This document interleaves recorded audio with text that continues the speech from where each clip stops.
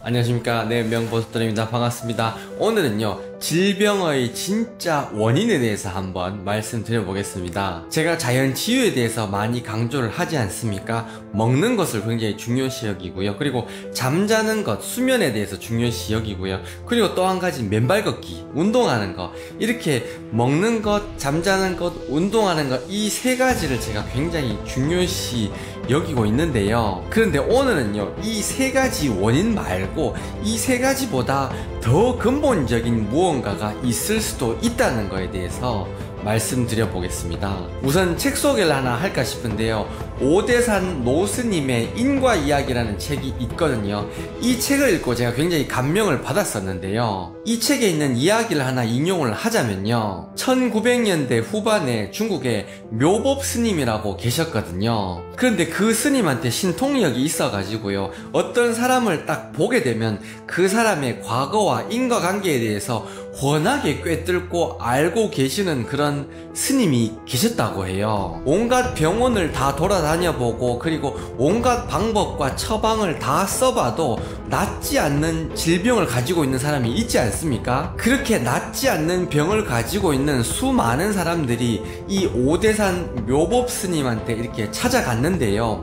그 묘법 스님이 환자를 딱 보자마자 당신의 병은 무엇 때문입니다. 당신의 병은 무엇 때문입니다. 이런 식으로 정확한 질병의 원인, 그 인과관계를 탁탁 이야기를 해주시더라는 거죠. 어떤 사람이요, 허리 디스크 때문에 굉장히 오랜 시간 고통을 받았답니다. 그 어떤 수술도, 그 어떤 약도 약발이 먹히지 않더라는 겁니다. 그렇게 하다가 우연하게 오대산 묘법 스님과 인연이 돼가지고 물어가지고 오대산에 가게 됐는데요.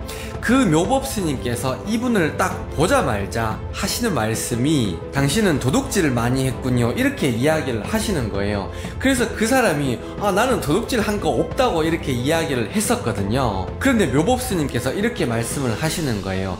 당신 허리를 무거운 물체가 이렇게 짓누르고 있는 그런 느낌을 받지 못합니까? 이렇게 물으셨는데요. 그랬더니 그 환자분이 맞다고, 내 허리가 지금 디스크가 걸려 있는데 뭔가가 이렇게 무거운 게 꽉 누르고 있는 느낌을 갖고 있다고 이렇게 말씀을 하시는 거예요. 당신은 당신 회사에서 고철을 횡령한 사실이 없습니까? 이렇게 이야기를 했더니 이 사람이 뜨끔해가지고 그제서야 뭔가가 떠오른 게 있었나 봐요. 알고 봤더니요, 이 사람이 철강 회사에 다니는데요, 이 사람이 생각했을 때 받고 있는 월급이 변변치 않다 보니까 철강 회사에 철이 많지 않습니까? 그러니까 새 거는 놔두고 조금 낡아 보이는 그런 철을 이 사람 임의대로 이렇게 집에 가지고 온 거예요. 집에 가지고 와가지고 그걸 팔거나 아니면 자기 집에 필요한 물건을 만들어서 썼던 거죠. 그런데 이 사람은 그런 일을 하면서도 어떻게 보면 횡령이지 않습니까? 횡령을 하면서도 전혀 죄의식을 느끼지 못했다는 겁니다. 그런데 그런 상황에서 묘법 스님께서 그것이 당신의 질병의 원인이라고 팍 이렇게 찍어 주신 거죠.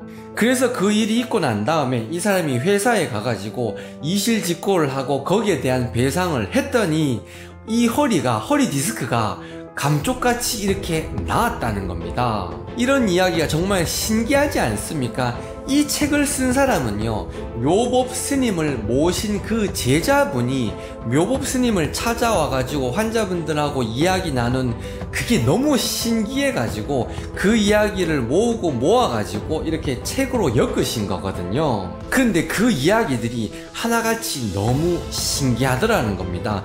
묘법 스님께서 그 원인을 알아맞히는 것도 신기하지만 그 원인을 이야기했을 때 그 원인을 참여하고 뉘우치고 거기에 대한 배상을 했을 때 그 질병이 신기하게 하나같이 다 낫더라는 겁니다. 여기서 오해하지 말아야 할 것이요, 모든 디스크 환자가 고철을 횡령했기 때문에 그렇게 생긴다는 그런 이야기가 아닙니다. 이 이야기에서 이분은 고철을 횡령한 것이 디스크의 원인이 되었지만 모든 디스크의 원인이 그것은 아니라는 거죠. 얼마 전에 저희 치과에요, 암을 진단받으신 분께서 이렇게 내원을 하셨거든요.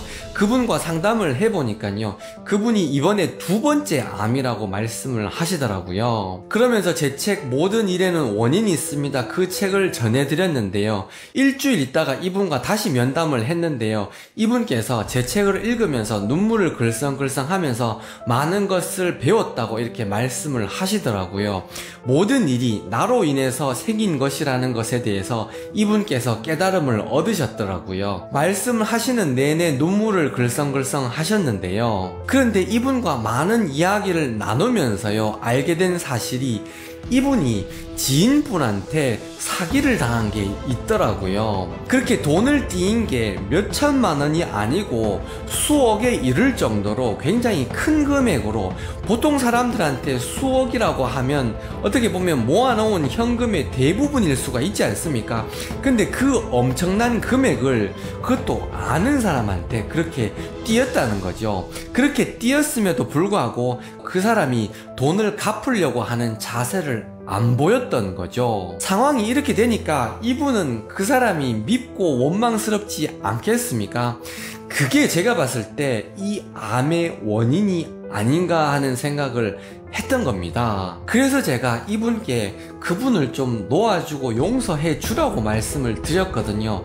어차피 돈을 못 받는데 돈을 깔끔하게 포기하시고 내 건강이라도 챙기셔야 되는 게 아닙니까? 이렇게 말씀을 드렸는데요.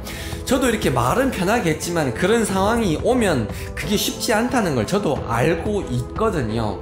그렇지만 어떡하겠습니까? 네, 둘 중에 하나를 선택하라면 돈을 포기하고 건강을 선택을 해야 되지 않겠습니까? 이런 식으로 지인분에게 돈을 띄인 것이 암의 원인이 될 수도 있다는 겁니다. 물론 이 돈을 띄인 것, 여기에 대한 원인이 또 있겠죠. 그런 식으로 치면 원인의 원인 가면 사실 끝도 없지만요, 분명히 이분께서 지금 암에 걸린 데는 이 돈 띄인 것이 큰 요인이 될 수 있다는 겁니다. 부부관계가 굉장히 안 좋은 것, 이게 그 사람이 가지고 있는 어떤 질병의 원인이 될 수가 있고요. 그리고 부모님과 굉장히 관계가 안 좋은 분들이 있지 않습니까? 부모님을 용서하지 못하고 원망하고 이렇게 생각하시는 분들이 있지 않습니까? 이런 것이 또 어떤 그 사람이 가지고 있는 질병의 굉장히 큰 원인이 될 수가 있다는 겁니다. 어떤 상황을 가정을 해 보겠습니다. 어떤 멀쩡한 사람이 있는데요, 이 사람이 주식 투자를 했어요. 수억 원을 투자했는데 그 주식이 갑자기 떨어져 가지고 상장 폐지가 되거나 아니면 반토막이 났다고 가정을 하잖아요. 그렇게 되면 이 사람이 스트레스를 받고 마음고생을 하게 되지 않겠습니까? 그렇게 되면 이 사람이 주식 투자를 하기 전보다 질병에 걸릴 확률이 더 높다고 생각이 되어지지 않습니까? 바로 그거라는 겁니다. 주식 투자하는 것과 이 사람이 질병에 걸리는 것과 연관이 없어 보이지만 연관이 있다는 겁니다. 부부관계가 안 좋은 것, 이게 이 사람이 가지고 있는 질병과 연관이 있다는 겁니다. 모든 것이 연결이 되어 있다는 겁니다. 누군가를 미워하고 원망하는 것, 혹은 누군가에게 금전적인 손실을 끼치면서 사기치는 것, 거짓말하는 것, 그리고 살생하고 과도한 육식을 하는 것, 내가 행한 모든 과거의 악업이 나의 질병과 무관하지 않을 수가 있다는 겁니다. 제가 이렇게 이야기한다고 해서 지금 아픔을 가지고 있는 분들이 옛날에 다 나쁜 일을 했다, 이런 이야기를 하는 것은 아닙니다. 그 이야기를 하고자 하는 것이 아니고요, 내가 어딘가에 아픈 곳이 있을 때 곰곰이 생각을 한번 해보시라는 겁니다. 내가 왜 이런 아픔을 가지고 있는가, 거기에 대해서 곰곰이 생각을 해보시고 내가 과거에 행동했던 그것에 대해서 성찰을 한번 해보시면 그 안에 내가 가지고 있는 질병의 원인이 있을 가능성이 굉장히 많다는 겁니다. 모든 일에는 원인이 있다는 겁니다. 전혀 상관없는 것처럼 보였던 일이지만 연관관계를 깊게 심사숙고를 해보시면 그 연관관계를 모든 분들이 찾으실 수가 있다는 겁니다. 만약에 그 인과관계를 찾으시게 되잖아요. 그러면 거기에 대해서 참여를 해야 된다는 겁니다. 참여를 한다는 거는 그 사람에게 가가지고 잘못을 뉘우치고 배상을 하고, 그리고 앞으로 그런 일이 다시 반복되지 않겠다고 다짐을 하는 이 세 가지가 모두 포함이 되는 거거든요. 그렇게 하면 비로소 나의 질병이 나을 수가 있다는 겁니다. 그렇게 뉘우치고 배상을 하고 참여를 하게 되면 적어도 내 마음이 편안해지지 않겠습니까? 내 마음이 편해졌는데 어떻게 질병이 낫지 않을 수가 있냐는 겁니다. 오늘 이야기를 다시 한번 요약해 드리겠습니다. 내가 가지고 있는 질병, 이 고통, 그것의 원인이, 요 앞에 원인이 있겠지만 그것이 진짜 원인이 아니고 이 원인의 원인, 이 원인의 원인, 이렇게 자꾸 거슬러 올라가다 보면요, 정말 엉뚱한 것, 내가 과거에 행했던 어떤 악업, 그것의 원인이 있는 경우가 굉장히 많다는 겁니다. 그 원인을 스스로 심사숙고 한번 해보시고요. 그리고 그 원인을 발견하시게 되면 참회하고 뉘우치고 그렇게 하는 것이 이 질병을 치유하는 진짜 원인이 될 수가 있다는 겁니다.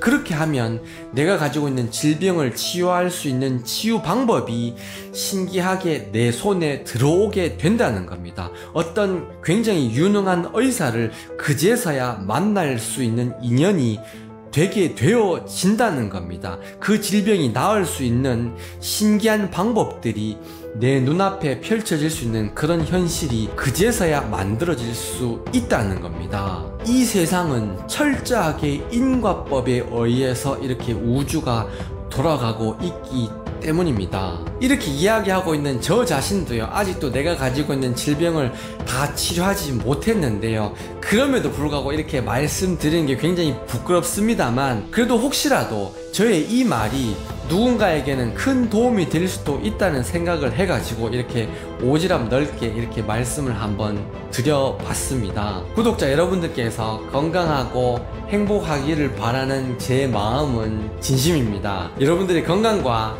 행복과 지혜 증득을 위해서 늘 기원하겠습니다. 명보석돌이었습니다. 감사합니다.